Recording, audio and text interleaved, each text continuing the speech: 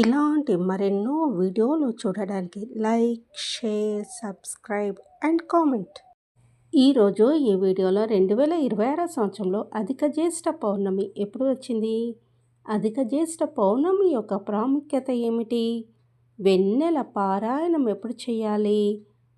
33 పద్మాల పూజా విధానం గురించి, వటసావిత్రి వ్రత ప్రాముఖ్యత గురించి తెలుసుకుందాము. సనాతన ధర్మంలో పౌర్ణమి తిథిని అత్యంత పవిత్రమైనదిగా మరియు పుణ్యప్రదమైనదిగా పరిగణిస్తారు. ఈరోజు భగవంతుడైన శ్రీహరి విష్ణువు మరియు లక్ష్మీదేవి ఆరాధనకు విశేష ఫలితాలను ఇస్తుంది. ఈ పూర్ణిమను పురుషోత్తమ మాసం అంటే అధిక మాసంలో వచ్చినప్పుడు దీని ప్రాముఖ్యత రెట్టింపు అవుతుంది. సుమారు 3 సంవత్సరాలకు ఒకసారి వచ్చే ఈ అరుదైన అవకాశము సాధన, భక్తి, దాన ధర్మాలు మరియు ఆధ్యాత్మిక పురోగతికి సాటి లేని అవకాశాన్ని అందిస్తుంది. ధార్మిక విశ్వాసాల ప్రకారం ఈ రోజున శ్రద్ధతో మరియు విధి విధానాలతో చేసే స్నానము, జపతపాలు, పూజ మరియు దానము విశేషమైన పుణ్యాన్ని ప్రసాదిస్తాయి మరియు జీవితంలోని అనేక కష్టాలను తొలగిస్తాయి. స్కంద పురాణము, విష్ణు ధర్మోత్తర పురాణము మరియు భవిష్య పురాణాల్లో అధిక పూర్ణిమ ప్రాముఖ్యత గురించి ప్రత్యేకంగా వర్ణించబడింది. పురుషోత్తమ మాసము సాక్షాత్ శ్రీహరి విష్ణువుకు అంకితం చేయబడింది. ఈ మాసంలో వచ్చే పూర్ణిమ సాధారణ పూర్ణిమల కంటే ఎంతో ఎక్కువ పుణ్యఫలాన్ని ఇస్తుందని నమ్ముతారు. శాస్త్రాల ప్రకారం ఈ రోజున చేసే ప్రతి శుభకార్యము విశేషమైన పుణ్యఫలాన్ని ఇస్తుంది. ఈ పవిత్ర తిథి నాడు గంగా స్నానము, విష్ణుమూర్తి యొక్క సత్యనారాయణ స్వరూప పూజా వ్రతము, దానము మరియు భక్తి చేయడం వల్ల మనిషి యొక్క సమస్త పాపాలు నశించి సుఖశాంతులు సమృద్ధి లభిస్తాయని నమ్మకం. పూర్ణిమకు చంద్రుడితో సంబంధం ఉంటుంది. చంద్రుడు మనసుకు కారకుడు. అందుకే ఈ రోజున వ్రతము మరియు పూజ చేయడం వల్ల మనోవేదనలు తొలగి సానుకూల శక్తి ప్రవహిస్తుంది మరియు ఆధ్యాత్మిక చేతన పెరుగుతుంది. అధిక మాస పూర్ణిమ నాడు విష్ణుమూర్తిని పూజించడం వల్ల అనేక యజ్ఞాలు చేసినంత పుణ్యం లభిస్తుందని ధార్మిక గ్రంథాలు పేర్కొనబడింది. ఈ రోజున శ్రద్ధతో చేసే జప తపాలు మరియు దాన ధర్మాలు మనిషిని పాపాల నుండి విముక్తిని చేసి మోక్ష మార్గం వైపు నడిపిస్తాయి. 2026 సంవత్సరంలో అధిక జ్యేష్ఠ పౌర్ణమి తేదీ ప్రారంభము 30వ తేదీ మే 2026 శనివారం ఉదయం 11:57 ప్రారంభమై 31వ తేదీ మే 2026 ఆదివారము మధ్యాహ్నము 2:14 పౌర్ణమి తేదీ ముగుస్తుంది. అధిక జ్యేష్ఠ పౌర్ణమి వల్ల కలిగే ప్రయోజనాల గురించి తెలుసుకుందాం. అధిక జ్యేష్ఠ పౌర్ణమి వలన సుఖ సౌఖ్యాలు మరియు అభివృద్ధి ప్రసాదిస్తాయని నమ్ముతారు. ఈ రోజున విష్ణుమూర్తిని మరియు లక్ష్మీదేవిని ఆరాధించడం వల్ల ఇంట్లో ధన ధాన్యాలు, సుఖ వైభవాలు మరియు ఐశ్వర్యం వెళ్ళి విరుస్తాయి. అవివాహిత యువతులు ఈ వ్రతాన్ని శ్రద్ధతో ఆచరిస్తే వారికి యోగ్యుడైన వరుడు లభిస్తాడని, అలాగే యువకులు ఆచరిస్తే వారికి సుశీలవంతురాలైన జీవన భాగస్వామి లభిస్తుందని నమ్మకము. మానసిక ప్రశాంతత, కుటుంబ సుఖము మరియు సానుకూల ఆలోచనల కోసం కూడా ఈ రోజున అత్యంత శుభప్రదంగా భావిస్తారు. ధ్యానము మరియు భక్తి చేయడం వల్ల మనసు నిర్మలం అవుతుంది మరియు జీవితంలో ఆధ్యాత్మిక పురోగతికి మార్గం సుగమనం అవుతుంది. అధిక జ్యేష్ఠ పూర్ణిమ పూజా విధానం గురించి తెలుసుకుందాం. ఈరోజు ఉదయం బ్రహ్మ ముహూర్తంలో నిద్రలేచి స్నానం చేయాలి. వీలైతే ఏదైనా పవిత్ర నదిలో లేదా గంగాజలం కలిపిన నీటితో స్నానం చేయాలి. స్నానం చేసిన తర్వాత శుభ్రమైన బట్టలు ధరించి పూజా స్థలాన్ని మరియు ఆలయాన్ని శుభ్రం చేయాలి. పూజ స్థలంలో ఒక పీటపై ఎరుపు లేదా పసుపు రంగు వస్త్రాన్ని పరిచి విష్ణుమూర్తి మరియు లక్ష్మీదేవి విగ్రహాలను ప్రతిష్ఠించాలి.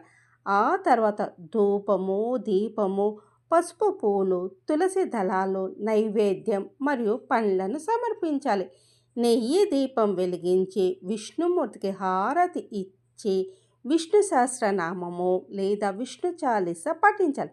ఓం నమో భగవతే వాసుదేవాయ మంత్రాన్ని జపించాలి. అధిక జ్యేష్ఠ మాసంలో లేదా అధిక మాసంలో వచ్చే గోపద్మ వ్రతాన్ని అత్యంత భక్తి శ్రద్ధలతో ఆచరిస్తారు. సాధారణంగా గోపద్మ వ్రతాన్ని ఆషాఢ శుక్ల ఏకాదశి నాడు ప్రారంభించి కార్తీక శుక్ల ద్వాదశి వరకు 4 నెలల పాటు ఆచరిస్తారు. అయితే అధిక జ్యేష్ఠ మాసము లేదా అధిక మాసాలు వచ్చినప్పుడు ఆయా మాసాల్లో కూడా గోమాతను పూజించి ఈ వ్రత నియమాలను పాటిస్తారు. 33 పద్మాల పూజా విధానం గురించి తెలుసుకుందాము. ముందుగా 33 తమలపాకులు, 33 వక్కలు, 33 నాణ్యాలు, 33 పువ్వులు, పాయసం మరియు గోపీ చందనాన్ని తీసుకోవాలి. పూజకు ముందు బియ్యం పిండితో లేదా పసుపు కుంకుమలతో 33 గోపద్మాలను అనగా గోవు పాదాల ఆకారంలో లేదా పద్మాలుగా ముగ్గులు వేయాలి. ముందుగా వినాయకుడికి పూజ పూర్తి చేసుకోవాలి. తర్వాత లక్ష్మీనారాయణ విగ్రహాన్ని లేదా పటాన్ని అలంకరించి షోడశోపచార పూజ చేయాలి. తయారు చేసిన 33 పద్మాలకు పూలు అక్షంతలు సమర్పించి నమస్కరించుకోవాలి. పూజ పూర్తయిన తర్వాత 33 తమలపాకులతో ఒక్కో దానిపై పాయసం, తాంబూలం మరియు దక్షిణ అనగా నాణ్యాలు ఉంచాలి. ఈ 33 దానాలను బ్రాహ్మణుడికి లేదా ముత్తైదుకు సమర్పించి వారి ఆశీర్వాదం తీసుకోవాలి. పౌర్ణమి రోజున ఉదయం నుండి చంద్ర దర్శనం అయ్యే వరకు ఉపవాసం ఉండడం మంచిది. ఉల్లి, వెల్లుల్లి మరియు మాంసాహారాన్ని పూర్తిగా విడిచిపెట్టాలి. అధిక జ్యేష్ఠ మాసంలో వెన్నెల పారాయణం ఎప్పుడు చేయాలో తెలుసుకుందాము. 30వ తేదీ మే 2026 శనివారం ఉదయం 11:57 పౌర్ణమి ప్రారంభమై ఆ రోజు రాత్రంతా ఉంటుంది. 31వ తేదీ మే 2026 ఆదివారము మధ్యాహ్నం 2:14 పౌర్ణమి తేదీ ముగుస్తుంది. అనగా 31వ తేదీ ఆదివారము రాత్రికి పౌర్ణమి తేదీ ఉండదు. కావున 30వ తేదీ శనివారము రాత్రి 8 గంటల నుంచి 9:30 మధ్యలో వెన్నెల్లో కూర్చొని పారాయణం చేయడం చాలా మంచిది. లలితా సహస్రనామము, విష్ణు సహస్రనామము లేదా చంద్రునికి సంబంధించిన శ్లోకాలను పఠించాలి. ఈ పవిత్రమైన రోజున వెన్నెల్లో గడపడం వల్ల మానసిక ప్రశాంతత, ఆధ్యాత్మిక శక్తి మరియు చల్లదనం లభిస్తాయి. వట సావిత్రి వ్రతం అనేది హిందూ సాంప్రదాయంలో వివాహిత మహిళలు భర్త దీర్ఘాయుష్షు కోసము, సంతానం కోసం చేసే ముఖ్యమైన వ్రతము. వట సావిత్రి వ్రతము సాధారణంగా వైశాఖ మాసంలో అమావాస్య రోజున, కొన్ని ప్రాంతాల్లో పౌర్ణమి రోజున కూడా నిర్వహిస్తారు. వట సావిత్రి వ్రతాన్ని సంవత్సరంలో 2 సార్లు ఆచరిస్తారు. మొదటిది వైశాఖ అమావాస్య నాడు, రెండవది జ్యేష్ఠ పౌర్ణమి రోజున. ఈ 2 పర్వదినాల మధ్య సుమారు 15 రోజుల వ్యవధి ఉంటుంది.